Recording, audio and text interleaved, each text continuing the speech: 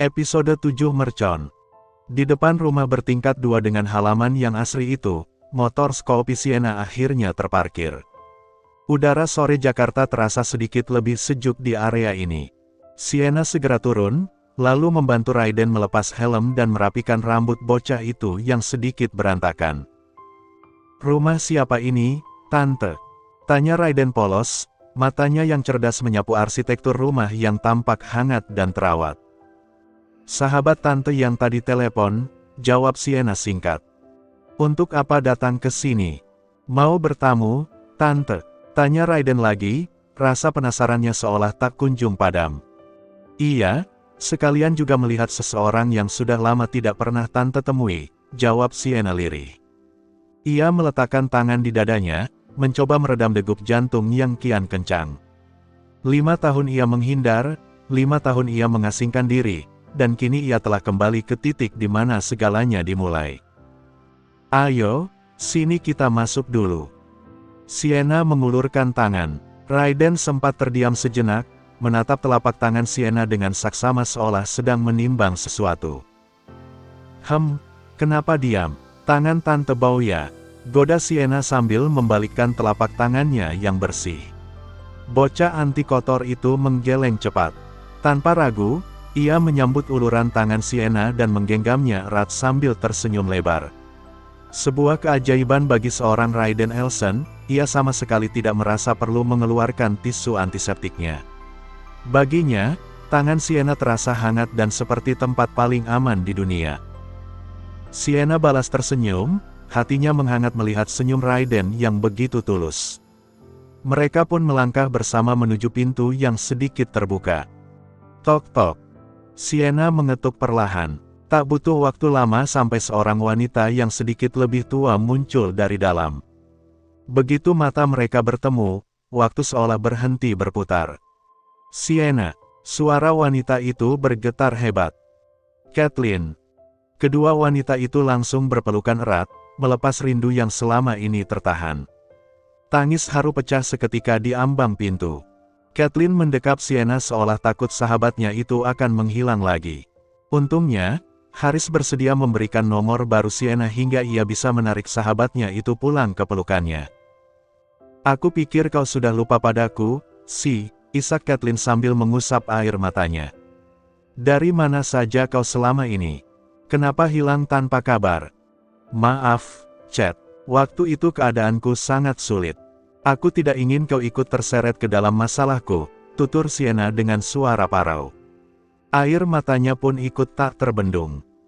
Setelah suasana sedikit tenang, perhatian Kathleen teralih pada sosok kecil yang berdiri tegak di samping Sienna.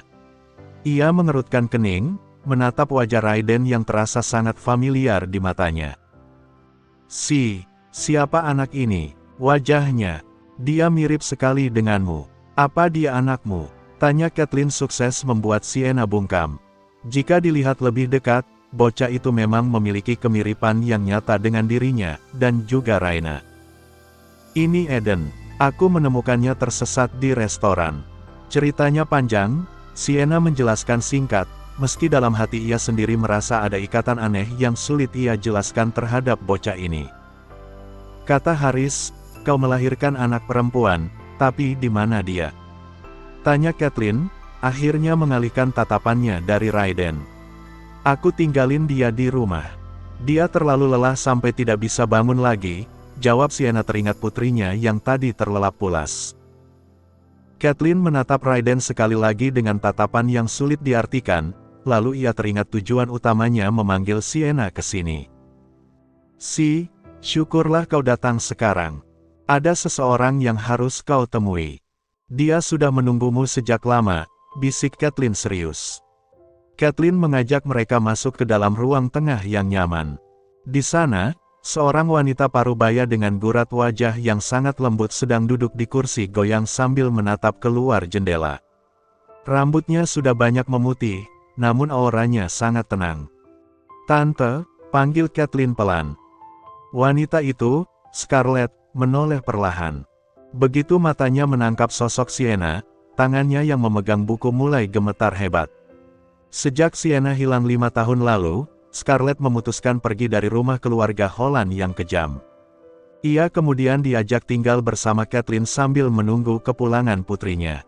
Di sana, Scarlett tidak hanya tinggal cuma-cuma, ia juga membantu Catelyn mengasuh anaknya sebagai bentuk balas budi.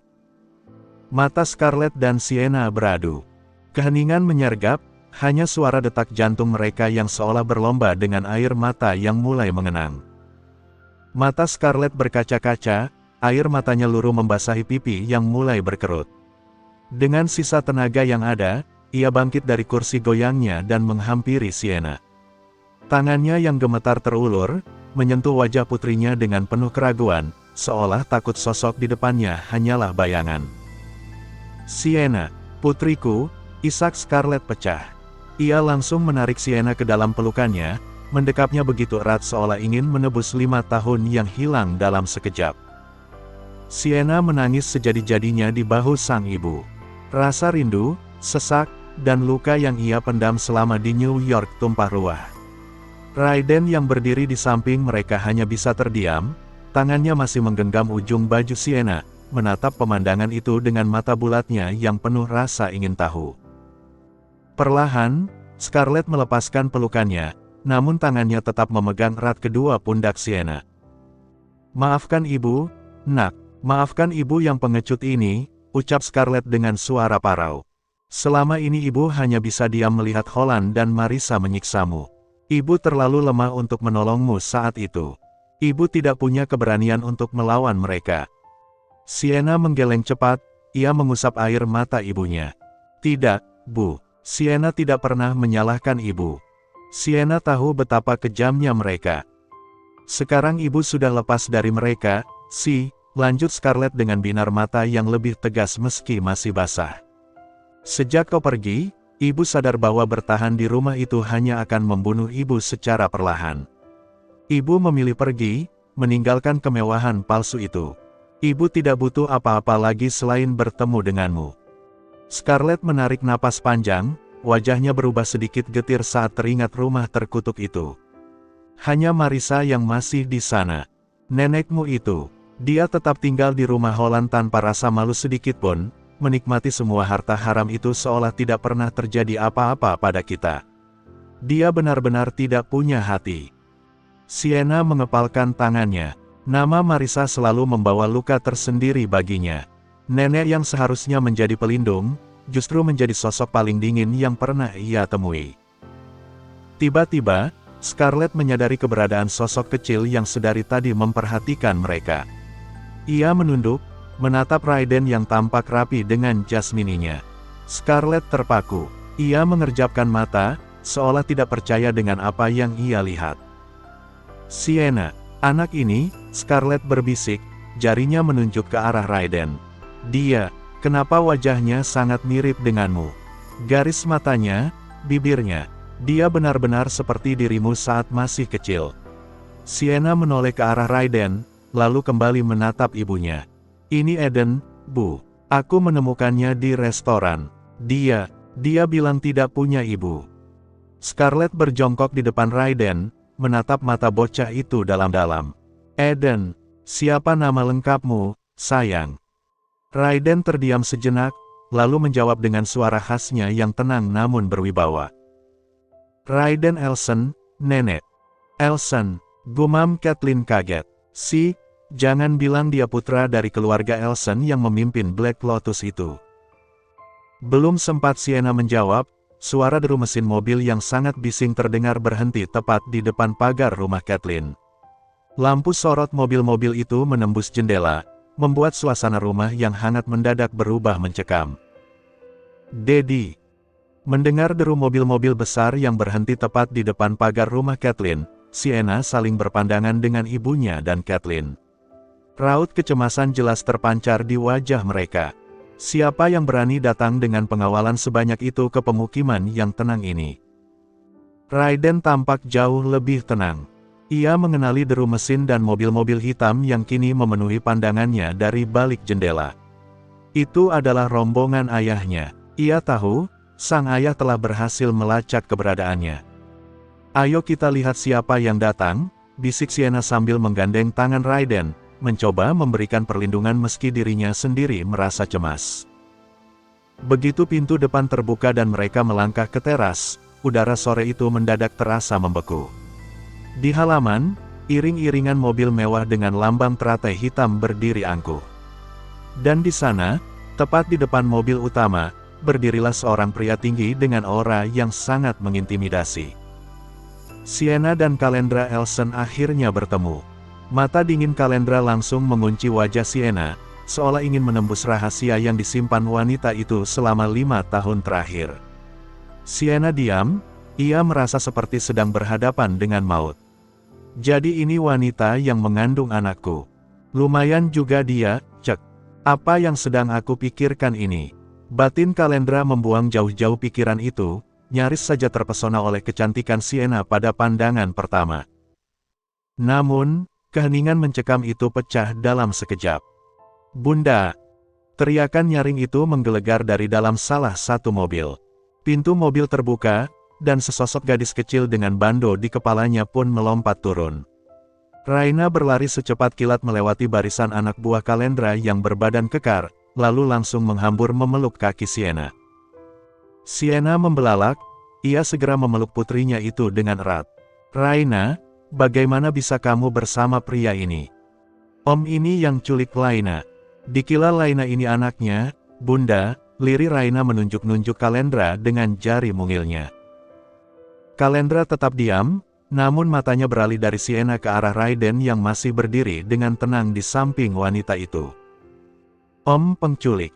teriak Raina lagi, melepas pelukannya dari Sienna dan berdiri menantang di depan ibunya. "Sekalang minta maaf dulu sama Bunda baru bisa bawa anaknya pulang," lanjutnya menunjuk-nunjuk Eden. Kalendra Elson, pria yang menguasai jaringan Black Lotus dari Meksiko hingga ke sudut-sudut gelap Jakarta, kini mematung. Di sampingnya, para pengawal berpakaian hitam yang biasanya sigap mencabut senjata, hanya bisa saling lirik dengan dahi berkeringat.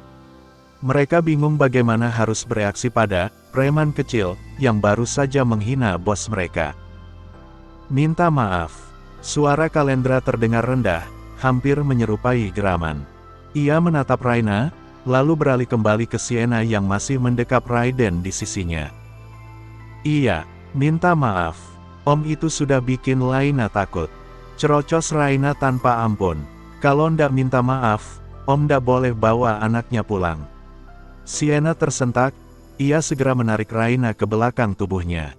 Lalu ia mendongak menantang mata elang Kalendra dengan sisa keberaniannya. "Tuan, jika Anda adalah ayah dari anak ini, saya minta maaf karena membawanya tanpa izin. Tapi saya tidak berniat menculik.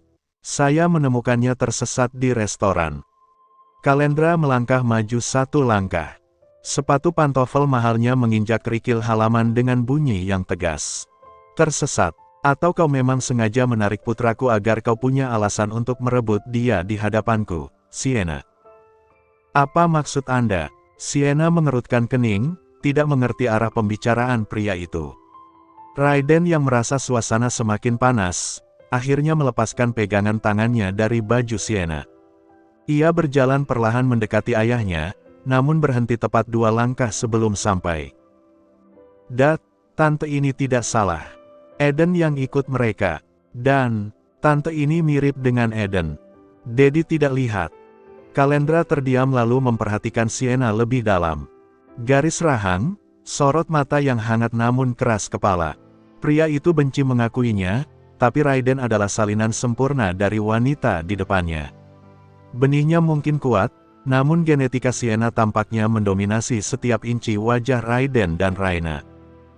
Kathleen yang sedari tadi gemetar di ambang pintu, ia berbisik lirih pada Scarlett. "Tante, pria itu.